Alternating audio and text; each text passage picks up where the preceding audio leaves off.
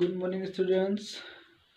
है वही सुरमा इस जग में जो अपनी राह बनाता है। कोई चलता है पदचिन्हों पर, कोई पदचिन्ह खुद बनाता है। जी हाँ दोस्तों, संसार में बहुत सारे ऐसे लोग हैं जो किसी के मार्गदर्शन पे चलते हैं तब वो अपना रास्ता बनाते हैं, और कुछ लोग ऐसे होते हैं जो खुद अपना रास्ता तय करते हैं किसी मंजिल को पाने के लिए। इसी शब्दों के साथ चलिए स्टार्ट करते हैं आज का फिर से एक नया टॉपिक। जैसे कि हम लोग आपको पढ़ा रहे हैं यूपी बोर्ड 12th क्लास की पोइट्री। इसके पहले आपको बता दिया गया है true beauty written by Thomas Carew. उसके बाद विवेकानंद भी पढ़ा दिया गया है। फिर से अगेन एक नया टॉपिक लेके आए हैं। इंडियन राइटर है R.N. टैगोर रिटन, जो इस कविता को लिखा है। कविता का नाम है my heaven. This is very good poetry or poem in English literature. In UP board, this is included in your syllabus. So I will discuss about the My Heaven written by R.N. Tagore. इसमें सभी लाइनों में इन्होंने ये बताया है, ये कहते हैं अगर हमारा देश इंडिया अगर स्वप्न में हो, मतलब एक स्वप्न में हो तो कैसा होना चाहिए, हमारा देश भविष्य में कैसा होना चाहिए, हमारा देश कैसा हो। ये ईश्वर से प्रार्थना करते हैं, कहते हैं ईश्वर मेरे स्वप्न को भारत के इस प्रकार बनाना। और किस प्रकार बनाएंगे, उनकी जो निवेदन है ईश्वर से, जो रिक्वेस्ट है, जो प्रार्थना है, उस सभी लाइनों में व्यक्त किया है। आज आप लोगों के बीच एक कंटेंट लेके ये आए हैं। सभी कंटेंट में देखिए सभी का जो मीनिंग है हमने नीचे लिखा है, ताकि आप लोगों को पढ़ते समय दिक्कतें ना हो, है ना। सभी मीनिंग के साथ, सभी शब्दों के साथ, डिफिकल्ट मीनिंग के साथ आज डिस्कस करेंगे और सभी को अर्थों को समझते हुए चलेंगे। देखिए R.N. टैगोर, जो रविन्द्रनाथ टैगोर हैं, है ना, जिनको नोबेल प्राइज भी मिला है 1913 में गीतांजलि के लिए। W.B. येट्स जो लिखे थे उसका इंग्लिश में रूपांतरण करते गीतांजलि नामक किताब को इन्होंने जब लिखा था, साहित्य के क्षेत्र में फर्स्ट टाइम इंडिया में अगर कोई नोबेल प्राइज पाया है तो वो R.N. टैगोर है। 1913 में गीतांजलि के लिए इनको दिया गया। तो इससे अनुमान लगा सकते हो कितने पॉपुलर राइटर होंगे, पोएट होंगे। हर एक इंसान नोबेल प्राइज नहीं पाता, वही इंसान पाता है जिसमें अंदर काबिलियत होती है। अब इनके अंदर इतनी काबिलियत थी, ये इंडियन के राष्ट्रगान को लिखे ही हैं, बांग्लादेश के भी राष्ट्रगान को लिखा है, इन्होंने पब्लिश भी किया है। तो आप समझ सकते हैं कितने इम्पोर्टेंट है ये आपके एग्जाम में। जहाँ तक मेरा ख्याल है इस बार हो सकता है यहाँ से आपकी एक्सप्लेनेशन जरूर आए। चलिए स्टार्ट करते हैं। और उसके साथ साथ यहाँ से हो सकता है सेंट्रल आइडिया भी पूछें, वो भी करवाएंगे। लेकिन अभी आपको केवल हम ये बता रहे हैं सभी लाइनों के, सभी पोएम की मीनिंग क्या है हिंदी में, है ना। बच्चों की बहुत समस्या होती है। दरअसल हमसे बच्चे रिक्वेस्ट किए हैं सर वीडियो बना के दीजिए हमें, तो हमने कहा ठीक है बनाएंगे। लेकिन एक ये सारे वीडियो आपको यूट्यूब चैनल पर मिलेंगे। यूट्यूब का चैनल आवे let study with Mata Prasad. आपको यहाँ पे सारे यूपी बोर्ड की तैयारी करवाई जाएगी इंग्लिश की। उसके साथ साथ हाई स्कूल का सोशल साइंस का भी हम वीडियो लेके आएंगे। लेकिन सबसे पहले हाई स्कूल और इंटरमीडिएट जो बोर्ड की क्लासेस हैं उनके पोइट्री और प्रोज को डिस्कस करेंगे और उसके महत्वपूर्ण प्रश्नों पर डिस्कस करेंगे। उसके बाद हम सोशल साइंस पढ़ाएंगे। चलिए स्टार्ट करते हैं एक एक शब्दों को। ये रविन्द्रनाथ टैगोर ईश्वर से प्रार्थना करते हैं, कहते हैं हे ईश्वर मेरे स्वप्न को भारत को इस प्रकार से बनाना। किस प्रकार से? वेयर द माइंड, पहली line, where the mind without fear, जहाँ पे मस्तिष्क बिना भय के हो, जहाँ पे मस्तिष्क बिना भय को हो, अर्थात जहाँ के लोग भय मुक्त हो, जहाँ के लोग भय मुक्त हो। And their head high, their head is held high, जिनका सिर उठा रहे, ऊंचा उठा रहे। The head is held high, जिनका सिर ऊंचा उठा रहे, अर्थात आत्मसम्मान तथा निर्भर से रहें। आत्मसम्मान अर्थात निर्भर से रहें। वेयर द माइंड, फिर से where the mind is without fear, जहाँ मस्तिष्क बिना भय के हो। And the head is held high, और जहाँ सिर ऊंचा उठा रहे, अर्थात आत्मसम्मान और निर्भरता से रहें। अगली line, where knowledge is free, जहाँ पे ज्ञान मुक्त हो। जहाँ पे ज्ञान फ्री हो, जहाँ पे शिक्षा फ्री हो, मतलब शिक्षा के लिए कोई फीस ना ली जाए, अर्थात हर एक इंसान को, हर एक भारतवासी को शिक्षा निःशुल्क हो।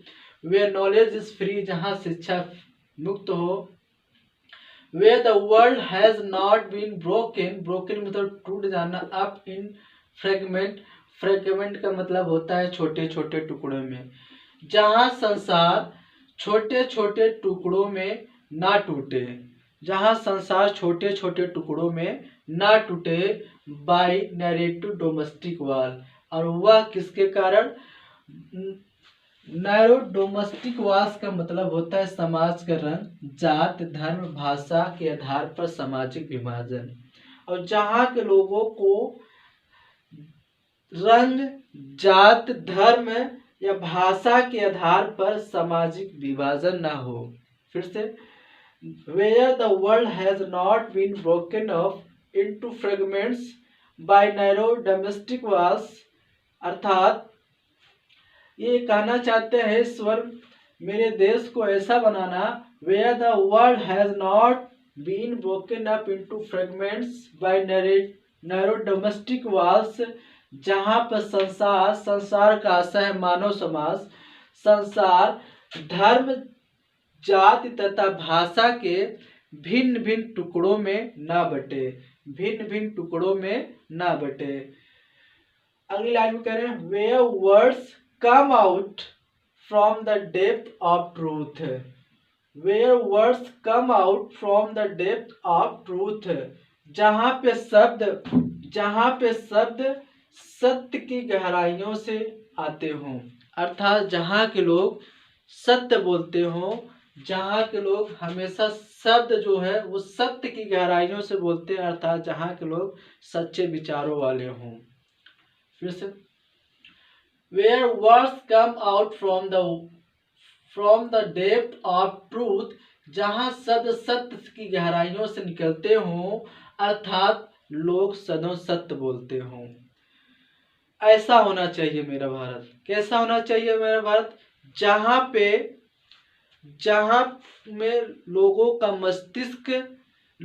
मस्तिष्क बिना भय के रहता हो, जहाँ पे लोग अपने सिर को ऊंचा उठा के चले या ऊंचा उठा के रहे। वेयर नॉलेज इज फ्री, जहाँ पे शिक्षा मुक्त हो। Where the world has not been broken up into fragment by narrow domestic walls, जहाँ पे लोग धर्म, जात, रंग और भाषा के भिन्न भिन्न टुकड़ों में ना बटे। Where words come out from the depth of truth, जहाँ पे शब्द सत्य की गहराइयों से निकलते हों, अर्थात जहाँ के लोग सदैव सत्य बोलते हों। ऐसा होना चाहिए मेरा देश। अगली लाइन में, where tireless striving stretches its arm towards perfection, इधर से साथ दिख नहीं रहा होगा, फिर से, where tireless striving stretches its arm towards perfection। Meaning देखिए, टायरलेस स्ट्राइविंग का मतलब होता है निरंतर प्रयास, स्ट्रेचेस इट्स आर्म का मतलब होता है हमेशा आगे की ओर बढ़ना, परफेक्शन का मतलब होता है उपलब्धि का शिखर। मीनिंग निकालते हैं, where tireless striving stretches its arm towards perfection, अर्थात जहाँ पर पूर्णता की प्राप्ति के लिए लगातार प्रयास किए जाते हों, जहाँ पर पूर्णता की प्राप्ति के लिए लगातार प्रयास किए जाते हो, निरंतर प्रयास किए जाते हो। वेयर टायरलेस स्ट्राइविंग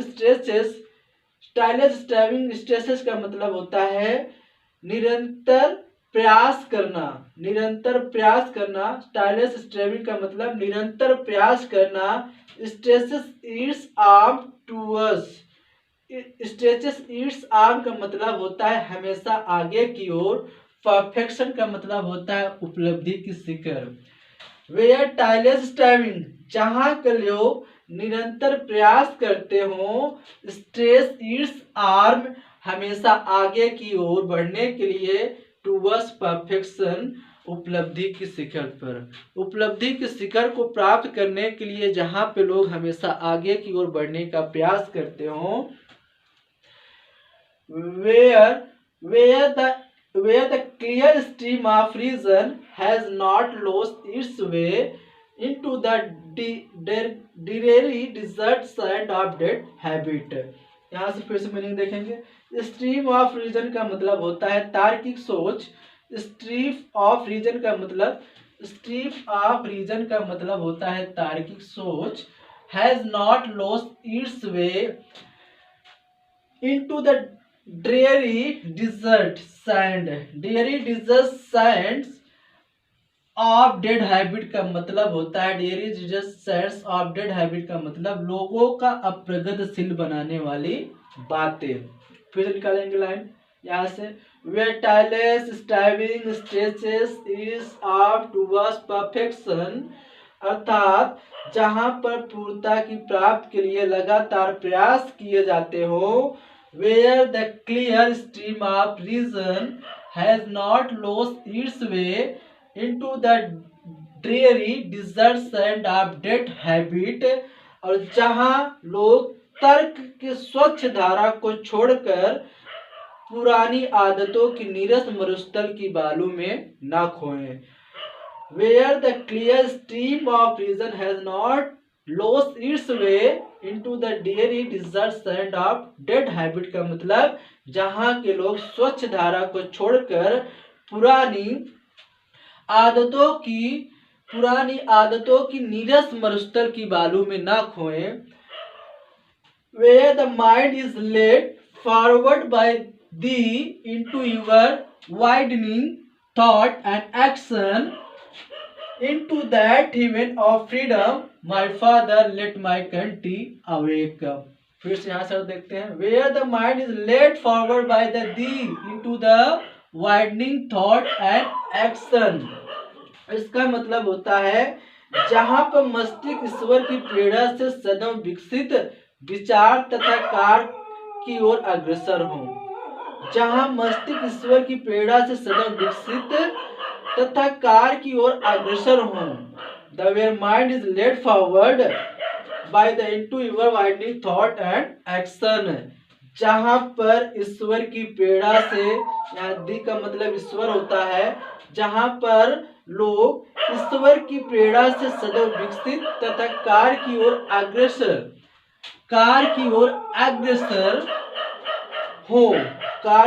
अग्रसर हो। अगली लाइन में देखो। into that heaven of freedom my father let my country awake, मतलब हे मेरे पिता मेरे देश को इस प्रकार की स्वतंत्रता रूपी वरदान प्राप्त करो। इस प्रकार स्वतंत्रता रूपी वरदान प्राप्त करो, अर्थात मेरे देश को इस प्रकार के पूर्ण प्रगति की ओर रखो। into that heaven of freedom, मेरे देश को स्वतंत्रता रूपी वरदान दो। माय फादर, मेरे पिता। लेट माय कंट्री अवेक, मेरे देश को इससे जगाओ, अर्थात मेरे देश को इस प्रकार की पूर्णता की प्राप्त करो। आई थिंक आप सभी को समझ में आया होगा। ये हर एक लाइन में ये कहना चाहते हैं मेरे देश को इनकी ज़रूरत है। मेरे देश को इस तरह से बनाना, अगर आप मेरे देश को ऐसे बनाते हो या हमारे देशवासी ऐसे इस तरह की भावनाएं रखते हैं या इस तरह के हो जाते हैं तो वास्तव में हमारा देश स्वर्ग हो जाएगा। इसीलिए इन्हें पोएम का नाम माय हिमे रखा है, मेरा स्वर्ग। अगर ये इनके विचार स्पष्ट रूप से अगर भारत में कहीं दिखाई देते हैं तो ज़रूर वह एक हिमेन के समान होगा। I think that's all clear for you. आप लोग कुछ मत करना, आप लोग वीडियो को एक बार दो बार देखना, उसके बाद अगर नहीं समझ में आ रहा है वीडियो को पॉज करके नीचे मीनिंग दिया गया है, मीनिंग से अर्थ को पढ़ना, सारे अर्थ निकल के आएंगे। एक बार दो बार वीडियो देखोगे तो ज़रूर समझ में आ जाएगा। तो अगली वीडियो फिर से लेके आएंगे। आज के लिए बस इतना ही। Thank you so much watching the video. Take care, bye bye.